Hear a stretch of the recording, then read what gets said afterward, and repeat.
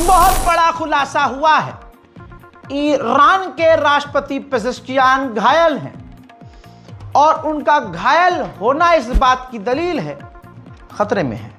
हजरात, ईरान ने खुद एक अपना सच खोला है।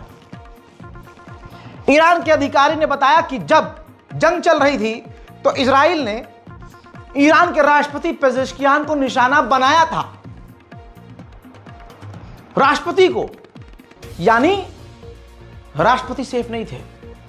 बताया कि जहां सरकारी इमारत में एक गुप्त जगह जहां मीटिंग चल रही थी आईआरजीसी और पेजेश्कियान की, जंग के दौरान इजराइल ने 6 मिसाइल उस इमारत पर दागी थी।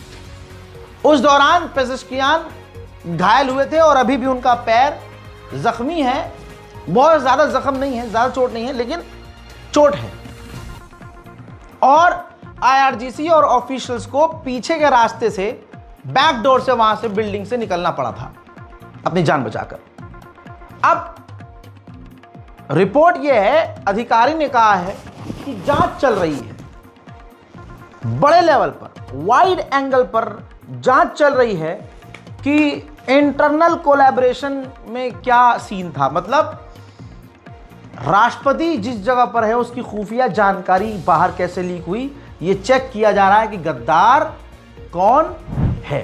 ईरान के तेहरान के अरारत स्ट्रीट पर एक बिल्डिंग में एक बार फिर से आग लगी और अफरा तफरी का माहौल हो गया। यह बात तो सच है, तस्वीर आप देख रहे हैं, यह बात तो सच है कि ईरान कुछ न कुछ छुपा रहा है, बल्कि यूं कहा जाए कि बहुत कुछ छुपा रहा है। इजराइल भले ही डायरेक्ट अब हमला नहीं कर रहा है, लेकिन हालात अंदर के देखकर ऐसा लग रहा है कि ईरान के अंदर मूसाद एक्टिव है। ईरान को जितना भी नुकसान हुआ है वो ईरान की ही गलती की वजह से हुआ है। ये जो जंग हुई है 12 डेज वॉर, क्यों? ईरान था ओवर कॉन्फिडेंट कि होगा ही नहीं, अगर करेगा भी तो हमारी न्यूक्लियर फैसिलिटी पर हमला होगा, शहर पर हमला क्यों होगा। बड़ा खुलासा हुआ है। तुर्की ने कहा कि हमारी इंटेलिजेंस और एक्सपर्ट ने ईरान पर हमले से पहले ईरान को इन्फॉर्म कर दिया था कि मूसाद और जो इजराइल की फोर्स है मिलकर ईरान के अंदर बड़े असैसिनेशन करने वाली है। आपके टॉप लेवल के अफसरों की जान खतरे में है। लेकिन इजराइल की इस प्लानिंग को और हमारी इंटेलिजेंस रिपोर्ट को ईरान ने हल्के में लिया, क्योंकि ईरान का मानना यह था कि हमारी न्यूक्लियर फैसिलिटी पर ही हमला करेगा इजराइल, अगर करेगा तो।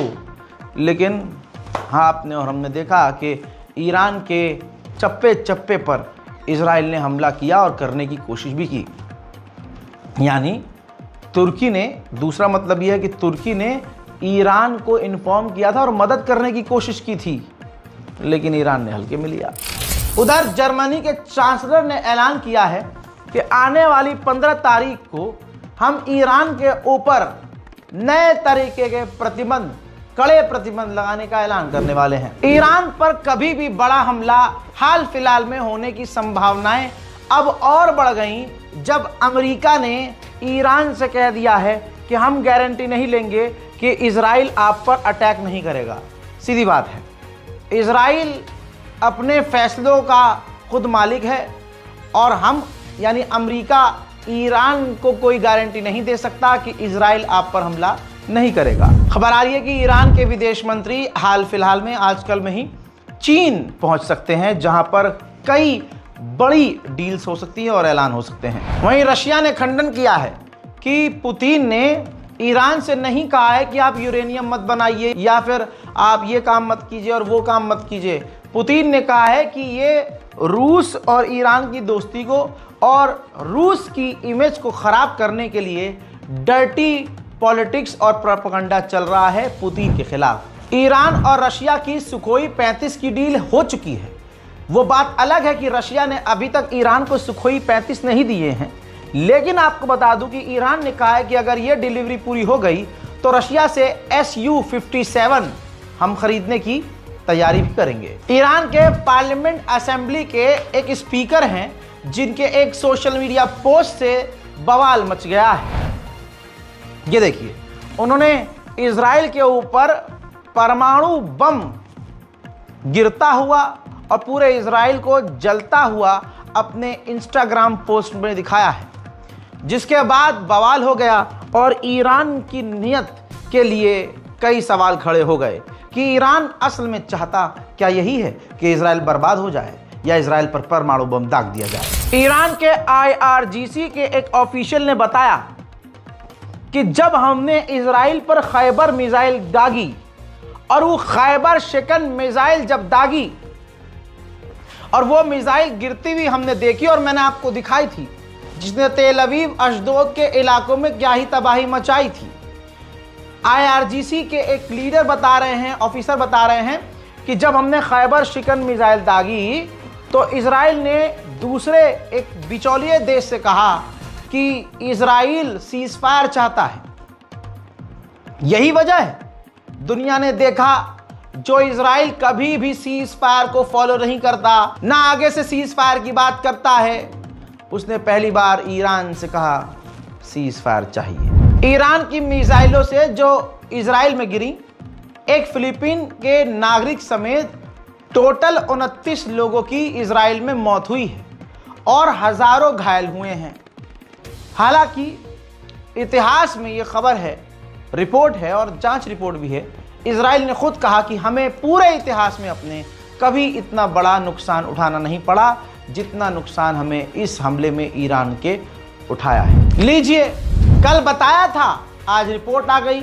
ये देखिए, सीरिया का जो राष्ट्रपति है जोलानी, जो अजरबैजान गया था, वहां उसने इजराइल के अधिकारियों के साथ मुलाकात की है, हिजबुल्लाह के खिलाफ मीटिंग की है, फिलिस्तीनी संगठन फिलिस्तीन के खिलाफ और हमास के खिलाफ मीटिंग की है और इजराइल के साथ कोलैब करने को, यानी हाथ मिलाकर इजराइल के साथ काम करने को, ये सुअर का बच्चा, यजीद की गंदी नस्ल, ये शिम्र की गंदी नस्ल जोलानी तैयार है। हिजड़े जोलानी के देश के अंदर हिजड़े जोलानी के रहते हुए इजराइल की सेना सीरिया में घुसी, कई इलाकों में रेड करी, हथियारों को जब्त किया और लूटपाट करके वापस चली गई। यह है हिजड़ा जोलानी। इस हराम के पिल्ले जोलानी को फिलिस्तीन से इतनी नफरत है कि यह डॉक्यूमेंट देखिए और मेरी बात पर ध्यान दीजिए।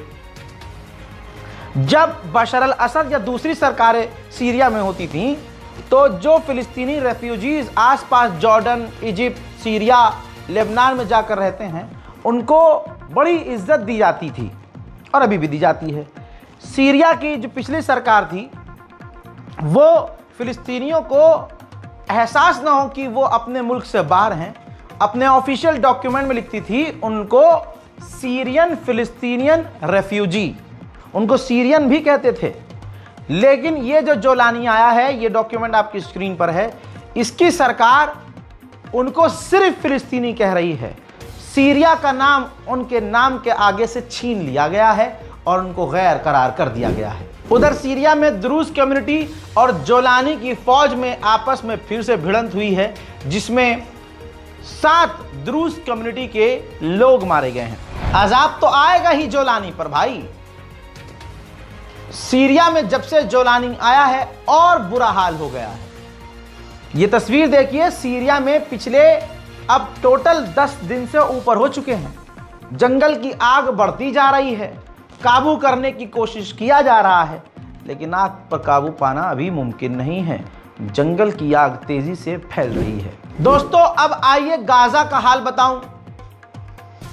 गाजा के 40% इलाके पर इजराइल परमानेंट कब्जा करके रहना चाहता है और ज्यादातर गाजा के लोगों को वहां से निकालकर रफा, इजिप्ट के बॉर्डर पर डिटेंशन कैंप बनाकर उस एरिया को वहां कैद करना चाहता है। उधर नेतन्याहू ने वीडियो जारी करके कहा है कि हमास हमें गाजा से निकालना चाहता है ताकि उसे समय मिले और वह हथियार इकट्ठा कर सके, लेकिन हम न हथियार डालेंगे न गजा से बाहर निकलेंगे। सुनिए।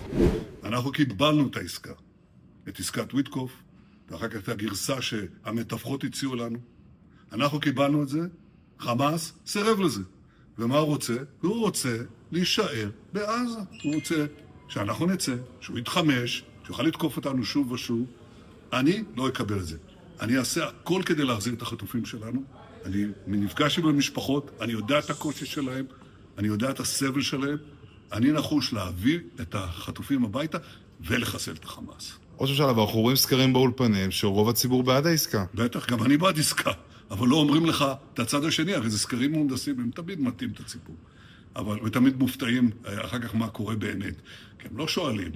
אתם רוצים... वहीं इजराइल का एनर्जी मिनिस्टर कह रहा है कि हम गाजा को दोबारा से बनने ही नहीं देंगे। उधर जर्मनी की पुलिस फिलिस्तीनी समर्थकों को, तस्वीर देख लीजिए, जर्मनी की है, फिलिस्तीनी समर्थकों को, गाजा के समर्थकों को, जो मुसलमान नहीं हैं, जो खुद जर्मनी के लोग हैं, अंग्रेज हैं भाई, विदेशी हैं, उनको मार और पीट कर गिरफ्तार कर रही है कि तुम गाजा और फिलिस्तीन की आवाज उठा ही क्यों रहे हो। हाल बहुत गाजा का बुरा है, मैं ये रोज आपको बता रहा हूं। जो लोग कह रहे हैं कि स्कैनर काम नहीं कर रहा है, गाजा की मदद हम नहीं कर पा रहे हैं और हम मदद नहीं भेज पा रहे हैं, बता दूं कि कभी कभी काम कर रहा है, कभी कभी नहीं। ऐसे बहुत सारे लोग हैं जो मदद कामयाबी से हमें भेज पाए हैं। इस बारकोड का इस्तेमाल कीजिएगा। स्कैनर काम ना करे तो 2 घंटे के बाद, 2 दिन के बाद, अरे भैया 3 दिन के बाद यूज़ करके देख लीजिएगा। बहरहाल कुछ नहीं कर सकते और ज़रूरी नहीं है कि आप एक ही तरीके से मदद करें। अपनी इबादत में गाज़ा, फ़िलिस्तीन और हिंदुस्तान और पूरी दुनिया के मुसलमानों को याद रखिए। दुआ कीजिए पूरी दुनिया में अमन और शांति आए। इस रिपोर्ट को शेयर कीजिएगा, अपनी राय कमेंट सेक्शन में ज़रूर लिखिएगा। जय हिंद।